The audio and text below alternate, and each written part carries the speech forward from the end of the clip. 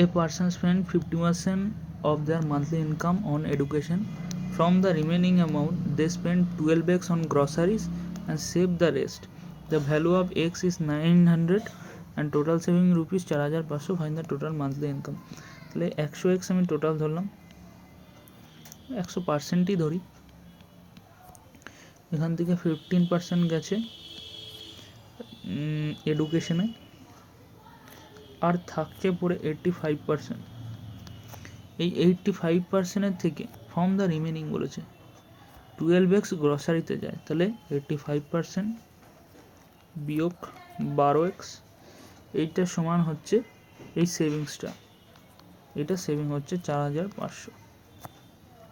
তাহলে 12xটা এদিকে চলে যাবে, তাহলে 85% সমান হয়ে যাবে 4500 প্লাস 12 গণিত 900, 4500 প্লাস 9 12 100 আর 2 শূন্য 108, যোগ করে হয়ে যাবে 0 0 8 75 4 রাখে 5 153 সমান 85% ইজ ইকুয়াল টু এত আসলো, ডিভাইডেড বাই 85 করলে হয়ে যাবে 100%,